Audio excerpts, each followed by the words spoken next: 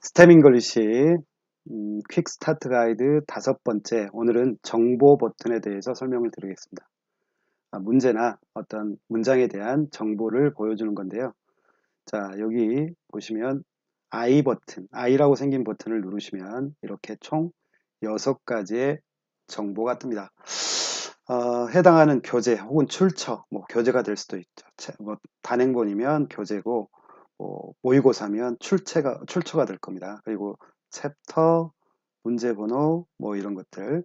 그 다음에 시험 유형은, 어, 수능형, 문제형은 요지, 이렇게 돼 있는데요. 먼저 상단에 있는 세 개는 그냥 정보만을 보여줄 뿐이고, 여기서 직접 내용을 바꿀 수는 없습니다. 수업 관리, 교재 관리, 이런 부분이 있는데요.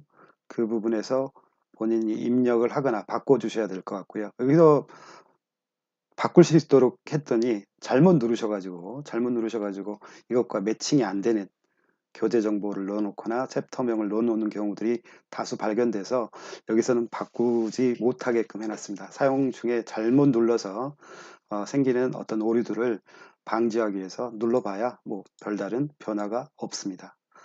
그 다음 이 시험 유형, 문제 유형 제한 시간인데요. 이걸 왜 만들어 놨는지부터 이제 설명을 드리면, 스템 잉글리시는 문제를 풀 때 해당하는 문제 유형에 따라서 학생들이 써야 될 시간을 정해 놨습니다.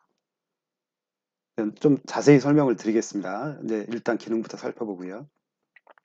여기는 이제 시험 유형은 수능형도 있을 수 있고, 토익형도 있을 수 있고, 그 다음에 토플, SAT, 여러 가지의 시험 유형이 여기 추가될 수 있습니다. 현재는 수능형으로 이제 제시를 할 거고요. 수능형을 누르고 나면 여기에 따르는 문제 유형은 뭐냐? 수능에서 나오는 문제 유형이 쭉 나오는데, 여기서는 요지라고 해놨는데 요지가 아니라 순서죠. 순서 했더니 제한 시간이 2분 30초. 아니다, 요지다. 그러면 30초. 시간이 문제 유형에 따라서 달리 배분되는 걸 볼 수 있습니다. 그렇죠?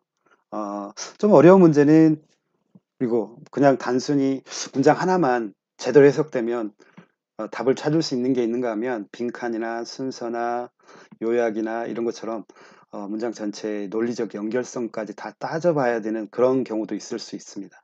그래서 시간을 똑같이 주면 안 된다라는 게 저희의 생각인데, 수능을 예를 들어 볼게요. 수능은 1번부터 45번까지 문제가 있는데 1번부터 17번까지 듣기 문제이기 때문에 들려오는 음성에 따라서 바로 듣고 바로 즉문즉답을 해야 됩니다. 그렇죠? 시간에 지체 현상이 발생할 수가 없어요. 18번부터 45번까지는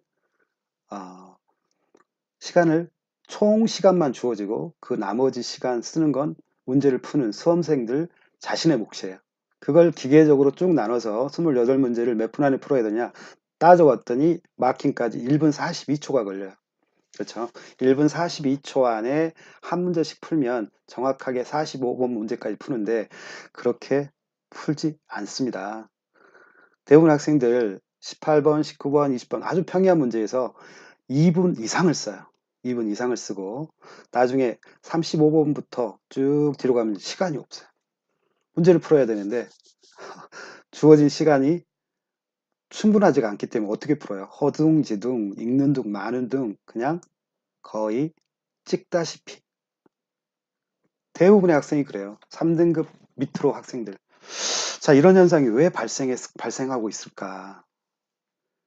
학생들이 문장을 해석하는 것과 독해 문제를 푸는 것을 약간 구분지어야 됩니다. 근데 학교에서 선생님들이 그렇게 가르칠까요? 다 살펴보진 않았습니다만 그렇게 가르치지 못합니다. 대부분의 선생님들은 그냥 해석하기에 급급합니다. 그리고 그 문장이 가지고 있는 의미를 전달하기에 바쁘고 문법 설명하기에 바빠요. 학생들한테 이걸 직접 문제를 풀면서 그 시간 배분하면서 어려운 문제는 충분한 시간을 쓰고 쉬운 문제는 빨리 풀 수 있도록 유도하는 장치들이 존재하지 않습니다. 좀 더 많은 조사를 해봐야겠습니다만, 제가 살펴보고 학생들한테 물어보고 주변에 알아본 바로는 그렇게 접근하고 있는 선생님들은 내가 아직 보질 못했어요.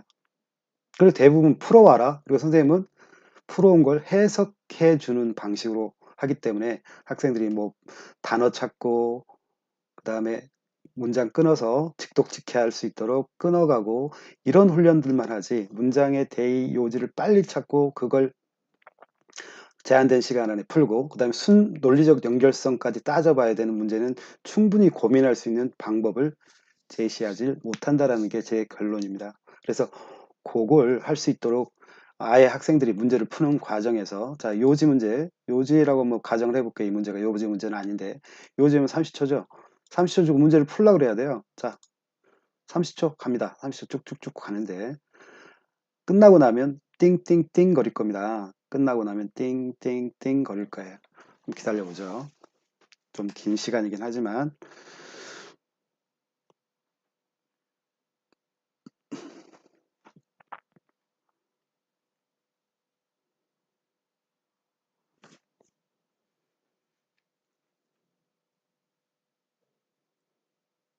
음. 자, 경고음이 울리고 다시 화면으로 돌아왔네요. 그러면 여기서 선생님들이 뭐 문제를 풀었으면 정답 보기를 해서 정답 보기를 해서 정답을 확인할 수 있어야 됩니다. 확인하죠. 정답 보기를 해서 확인을 합니다.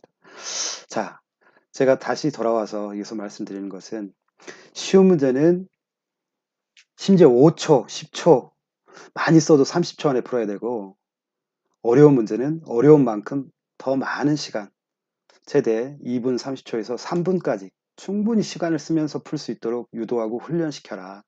그러려면 그걸 유도할 수 있는 장치들이 필요하고 유도하는 장치로 저희는 타이머를 도입했고요. 그 문제 유형에 따라서 그 제한 시간들을 다 이렇게 나눠주고 있습니다. 그래서 이 정보 버튼을 누르면 가장 기본적인 교재명, 챕터명, 문제번호 이것뿐만 아니라 그 시험의 유형과 그 다음에 또 문제 유형에 따라서 학생들이 독해 문제를 풀 때 필요한 시간들을 알려주고 있다. 그리고 그것과 연동해서 타이머를 누르면 타이머가 작동이 된다. 이런 뜻입니다. 타이머는 이렇게 눌렀다가 아무데나 클릭해 주시면 그냥 다시 온 상태로 돌아오기도 합니다. 자, 이 우측 상단 첫 번째 인포메이션 버튼에 대해서 설명드렸습니다. 감사합니다.